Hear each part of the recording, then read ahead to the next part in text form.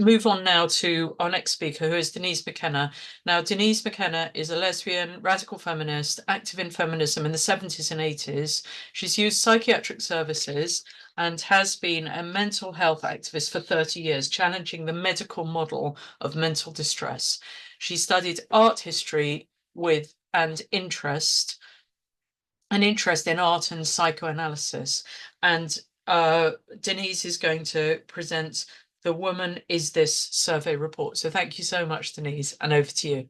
So which woman stands for Woman Is This? It was set up in 2021 by a collective of women who, like all of us here, have experienced some level of distress by gender ideology and the abuse we've been subject to for objecting to it. So we designed a survey to gather information on the mental health and well-being impact on women who don't accept this ideology.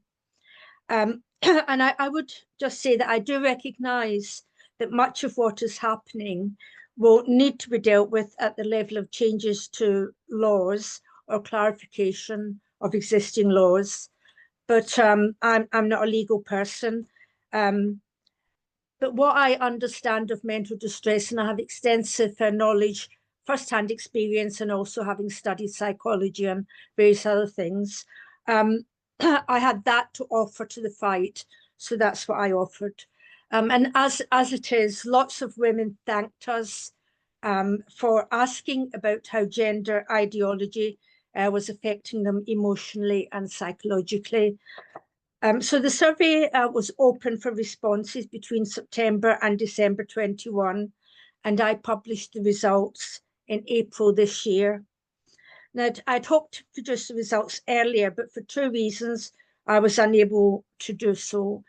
The first was that we were taken aback by the huge volume of qualitative data, which is the comments women made, and that was very time-consuming to analyse. And the second was that members of the collective were working full-time, in addition to working on the survey, and some even had carer responsibilities on top of that. And others were dealing with their own health problems. For my part, I had a family member, my mother, who was seriously ill, and I was caring full-time for her. So this is the problem with unpaid grassroots activism. You have to fit it around other sorts of commitments. Anyway, it's well nigh impossible, as we know, for academics to research gender ideology from any perspective other than one that supports it, and no other funded organisation has dared to touch it from a critical perspective. Yeah, so no one's been carrying out any research into the impact on women, so it's been left to us grassroots activists to do that. We had no funding and we weren't experienced researchers, but we did have a thorough understanding of this ideology. So the survey was very ambitious. It possibly was too ambitious because so little had been covered already by any other researchers.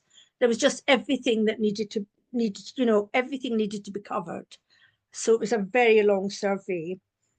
And the group of women came together from a number of sources, mainly groups that called themselves gender critical or socialist feminists and some radical feminists.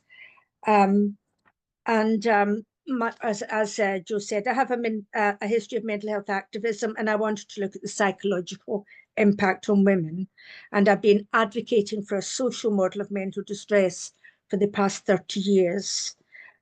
So the social model argues that what's referred to as mental illness is not an individual pathology, but rather as a response to societal problems rather than anything that is likely to place the problem within the individual and decontextualizes the distress. And I was also aware that there was no marker for psychiatric, no physical marker for psychiatric diagnosis. They're not based on hard science in the same way as physical illnesses are. In this respect, psychiatry is widely misunderstood as being a science, where in fact it's more like an art. So throughout the study, members of the collective left for various reasons and others joined. So there was a certain amount of coming and going from members of the collective. And I think this resulted in there being some slippage in the original focus of the survey, which was mental health. But as it is, the data that we obtained was so vast and introduced so many subjects, including mental health, but loads of other things like, the real world effects of this ideology on women, such as women being sacked for not acquiescing and such, that there was room for all sorts of different reports to be produced. And there are going to be other reports produced from other members of the collective. So turning to the report that has been produced, I was becoming concerned about the delay in publishing a report. So I decided to publish the results along with my commentary. And I included a huge amount of the comments made by the respondents, and there were literally thousands, about 10,000. So my reason for including so many comments verbatim was not for expediency, because it just took an incredible amount of time to go through them all and select what to include and what not to include. I included the majority of the comments, and I kind of see them rather like the consciousness raising practices of women, 30, 40, 50 years ago. That this is women talking about what they've experienced, and it was amazing the extent to which women's experiences were the same as each other's across the globe. I would also say that they were very powerful, a lot of these comments, and I didn't feel happy to reduce them to a statistic, so I published them as they were. So besides telling stories about the impact on their lives, women gave political critiques of gender ideology. And the comments, the whole lot, gives a fantastic overview of women's thinking and feeling about gender ideology and the realities of their lives as they try to navigate it and also as they try to resist it. So as I say, I see it in the same light as the consciousness-raising activities of women in the past. So here's some of the findings. Just under 3,000 women responded. In fact, there were many more, but they didn't all they didn't all inform us that they were female, so we couldn't include all of them, but just under 3,000 conformed to the requirements of the survey. 56% were from the UK, 16% were from America, just under 5% were from Canada, and the remainder were from countries across the world. And the survey was only available in English, and it was only available online. There's a copy of the actual survey included in the report, which is also only available online at the moment. So given that we couldn't advertise publicly to avoid risking it being sabotaged by anti-women activists, anti-feminist activists, we could only advertise it by word of mouth and on a few social media groups. So that, really 3,000 or just under was a fantastic response. The website is witsurveyreport.org, and it opens up into a landing page, which is this page here. And I'll just quote from that. It says, governments have not carried out any impact assessments, despite allowing an ideology of such enormity to permeate all of our societies. So it was in this context that we carried out something akin to an impact assessment. And you can see across the top, there's an about section. So if I open that up, it's very simple. And here there's a smaller context box. So the about here, it tells you about, just tells you basically what I've told you about the survey, the birth of the survey, its purpose, background to the issues, and scope of the report. It gives, so as I say, it gives a brief account of how it was formed. And it wasn't produced by any academic body or official research organisation. And we were therefore able to declare our own position on gender ideology, which is we recognise that the reality of sex is being replaced with the concept of gender identity. And we state that we are opposed to this. So we're very transparent about our own rejection of gender ideology.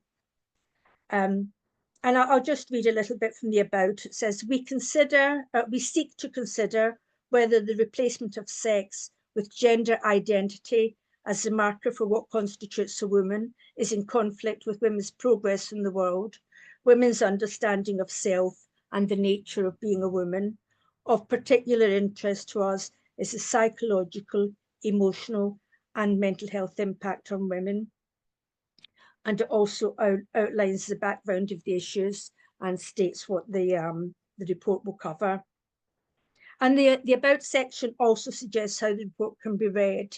So the report is pretty massive. And I am going to produce a much smaller report that will also be available in hard copy for more public presentations. So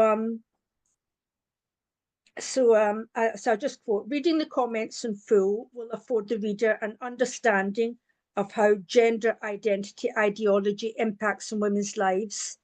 Some comments also give an insight into the theoretical and political objections women have to this ideology. They reveal what is really happening to women in the name of inclusion, of people who claim to be the opposite sex from that which they are. And it's suggested that women don't, very few people are going to read the whole report, but it's divided into sections. So, and you can find that in the table of contents. So there's a table of contents, and each section. So you can read the section that's of interest to you. If you have a particular interest in racism or lesbian erasure, you can go straight into that. You don't have to read the whole thing. And the About section suggests how it can be read. So after we obtained all of the data, a new member joined the collective to help with the analysis, and she was a data analysis expertise. And we worked on a thematic analysis on the qualitative data. My feeling was that we weren't paying enough attention to the mental health impact of the ideology, which was the basis of the survey, and that the themes that we identified I felt didn't do enough justice to the mental health issues expressed. Although, to be fair, with a lot of coming and going with members of the collective, the data obtained, as I said earlier, it covered so many other issues. And I think it's probably inevitable that there was some slippage from the original focus. And there was room for women who hadn't been there when we set the thing out, to perhaps pick up on what was of interest to them. And as I say, my interest was very much on the mental health aspect. So the glossary of terms includes, for me, something I wrote, which was what amounts to an essay on mental health. And I'm very critical of psychiatry because that individualizes mental distress. And I felt that that's particularly important, as far as I can see, the psychiatric profession, which doesn't even acknowledge the existence of patriarchy and the abuses that women experience through patriarchy, it doesn't recognize the existence of that at all. And it's provided what could be described as an alibi for the promotion of gender ideology by providing what is really a highly contested diagnosis of gender dysphoria. And I just want to mention one comment that I found, couple of sentences from Janice Raymond's book, Doublethink. And I think this sums up the medical model and the social model, the difference between. So she writes, amputating a healthy penis or breasts, being dependent on cross-sex hormones, and often embarking on secondary surgical journeys to alter voice or appearance is a walking tribute to the power of patriarchal definitions of masculinity and femininity, which teach all of us that in a gender-defined culture, it's easier to change your body than to change a society. So I think that statement illustrates how by individualizing distress, society is absolved of any responsibility for the problems experienced by the individual, and therefore absolved of any excused from any obligation to change. And this is the important thing. This is how the whole idea of mental illness and psychiatry depoliticizes what are fundamentally socially issues that are a result of societal harms or societal problems. Now, there was a split in the collective. Others in the collective are producing reports on specific topics covered in the survey. And I know that these are going to be fantastic. They'll certainly contain more thorough statistical analysis than I was able to provide. And although we did split and disagreed, we're still on very friendly terms, and we'll still work together on some things. But I was, as I say, I was very keen to get something out. And I do intend revisiting the mental health issues to produce a second very brief report. But this is a complete overview of all of the results. So it was aimed, the target group was female, and there were women who accepted sex both as immutable and the correct criterion to be used to categorize women and men, girls and boys. So the target group rejected gender ideology. And then if we go into the demographics, a little bit slow. So the demographics, the ages range from 18 to, well, I've got over 65 here, but in reality, there were women in their late 80s who filled in. And the largest grouping were women between 45 and 54. Under sexual orientation, 6.2% were heterosexual, 18.2% were lesbians, 16.6% were bisexual, and 2.6% said other. In terms of ethnicity, slightly over half described themselves as white. Others described themselves as Black, Asian, Jewish, Chinese, dual heritage, multi-ethnic, or mixed. And 1,017 women reported living with a disability. 452 specified as an existing mental health problem. And this means over a third of respondents have a disability or a health condition that makes them additionally vulnerable when having to deal with men in women's spaces. Now, I know disabled people don't like the use of the word vulnerable, but when you're disabled and out of control of your environment, you really are vulnerable. And many women have invisible disabilities. I was surprised by the number of women who said they had partial or complete hearing loss. So I'll just check the time. So, and women gave explanations for their mental health difficulties. So they used diagnostic terminology, but they then went on to explain that they had been raped by trans women. They had suffered incest. They'd been raped throughout marriage, sexual assaults as a child, having a husband who was AGP, having body dysmorphic disorder because they believed they were ugly. Because they didn't conform to beauty standards, current beauty standards, domestic abuse and experiences in the sex trade, extreme abuse by trans-identified male, a history of anxiety and depression that was not taken into account when she transitioned, mental health problems as a result of being rejected by her daughter over gender ideology. And this is a very sad one, complex post-traumatic stress disorder from multiple violent sexual assaults. And she writes, I've lost an eye due to male violence. I'm part-sighted. So these are the women who are being forced to share, bathrooms and things with men. And then if you go on to general questions, we did ask a direct question of whether it had affected women's mental health. And then what we've, so 95.8% of women reported that it had affected their mental health, with 31% saying that it had affected it a great deal.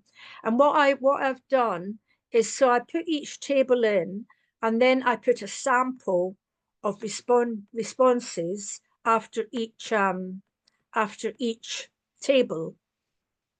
But then right at the end, after each question, and this after the general questions also asked questions about language, the use of language.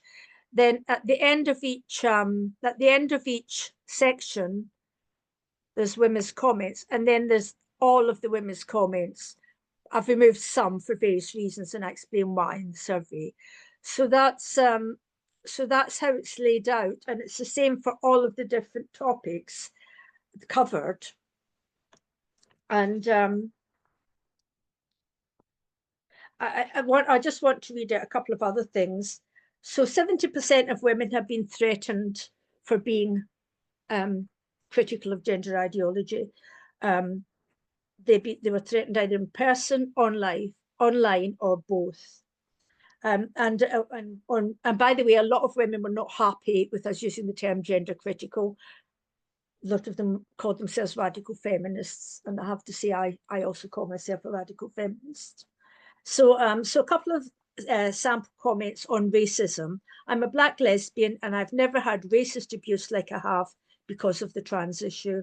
Another, equating trans inclusiveness to inclusion of Black women in women's spaces is one of the most racist acts I've witnessed in this debate. It underlines the fact that these people do not consider Black women enough, and they see womanhood as a performance of white femininity rather than a state of existence. In terms of work and professional spaces, 69% of women said this ideology had affected their working lives, and 72.4% were concerned about the possibility of being sacked, and quite a number of women said they had already been sacked. Now, sex role stereotypes is interesting, and they were mentioned a lot.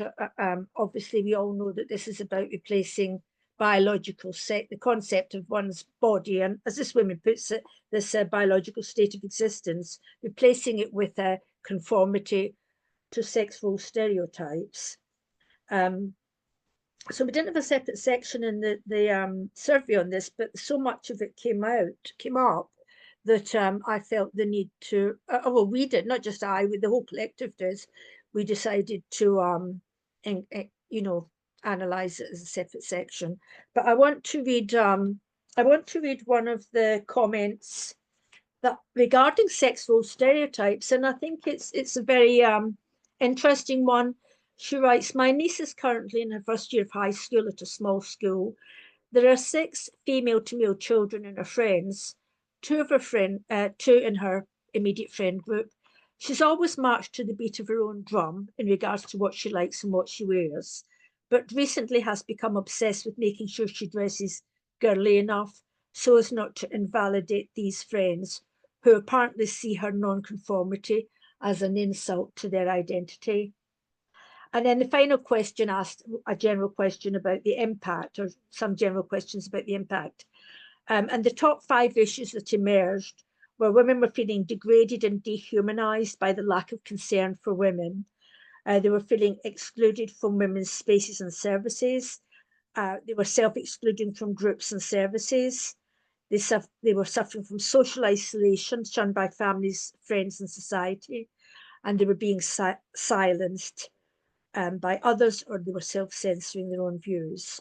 And I used as a guide to measure the mental health impact on women by gender ideology, the UK Charity Minds definition of good, UK Charity's Minds, sorry, I'll say that again, the UK Charity Minds definition of good mental health, or at least good well-being, and the World Health Organization's definition of good mental health and what is needed to maintain good mental health. So I refer to the World Health Organization's definition.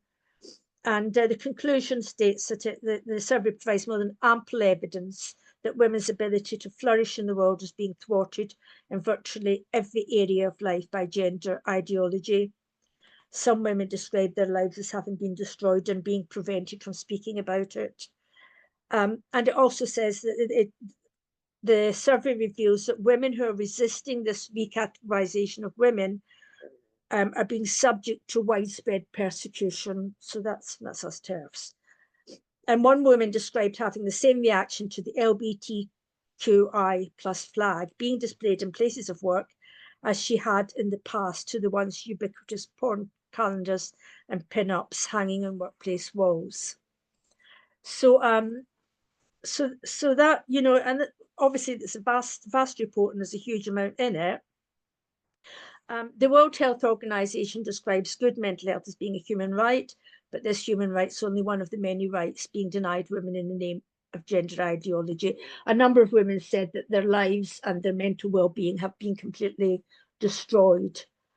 This women's rights, I think about it almost all the time, as I've been a feminist from my earliest memory, and it's fundamental to my beliefs, values, and existence. So, and in terms of the summary and conclusion, that I'm going to do an awful lot more work on, and I'm going to produce a hard copy, hopefully to use it for more public presentations. I spoke to, just check the time, nearly finished. I spoke to a woman member of Parliament, member of the UK Parliament recently, and she said she would obtain a room for me to carry out a fuller presentation, which I'll probably do in the spring in the House of Commons. I have included recommendations, one of which, of course, is to sign the WEDI declaration. And of course, when I say recommendations, I have no illusion or no delusion that these are going to be these are going to be these are just aims. I think what we should be aiming for. And with my mental health activist hat on, it's really high time that actually I don't know that we need the psychiatric profession to the extent that we do, but we certainly need to be thinking of the impact of patriarchy, of the abuse of women, of domestic abuse on women when we are trying to understand women's experience of mental distress. Because believe me, psychiatric hospitals, certainly here in the UK, are filled with women who've been raped, abused, brutalized by men. And now, by the way, we've got men going into the women's wards in the psychiatric hospitals. So that's it. I'll just say that it was really moving to read all of these comments. There were just so many. It's about 10,000, maybe more. And it was really moving. And a couple of them I cried at. So, okay, that's, and we, by the way, women mustn't be ashamed of our emotions. We are led to believe that it's a weakness in women that we have emotions. No, it's a weakness in men that they are suppressing their emotions. We are humans, and humans have emotions. So, thank you.